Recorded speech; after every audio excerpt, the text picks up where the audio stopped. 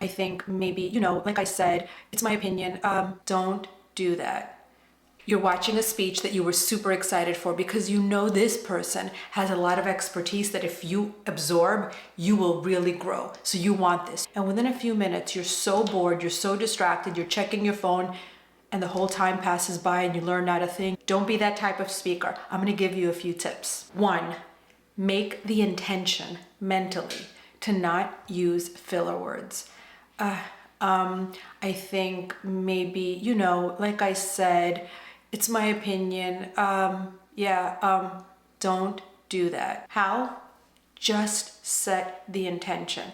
Either watch some of your previous talks or record yourself or ask somebody, hey, what are my common filler words? 2, go slow. No, go slower than you think is necessary. I got this advice when I was going on stage with our CEO. There were 300 people in the audience and it was broadcast live around the world in our company. About 30,000 people were watching. When we go slow, it allows us to eliminate the filler words in between. There's a few aspects I want to point out to this go slow.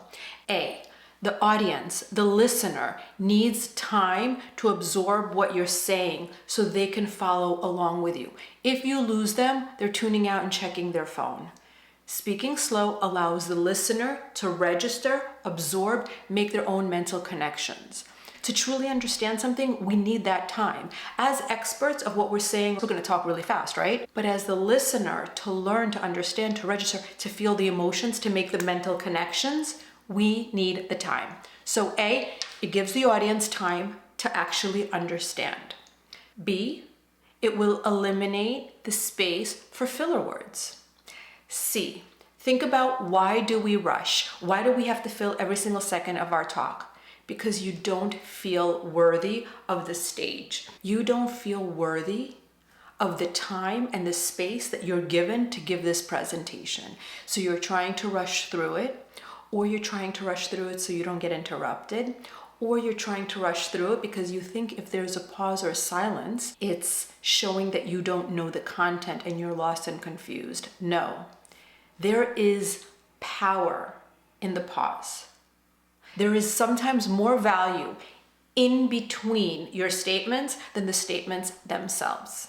So this one, go slow, has so many benefits. Silence when you're presenting isn't awkward, it's authority. 3, feel good about your presentation skills.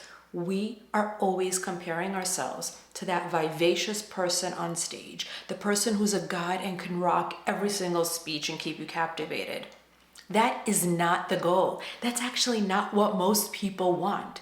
Most people want what? Most people want to feel like they can relate to you. And are most people gods on stage? No. Everyone in that audience can relate to being nervous, and nobody wants to be in your spot and presenting. Everybody just wants you to give them your gifts. You just have to take care of your audience. If the audience is just watching perfection, very often they're not making that connection.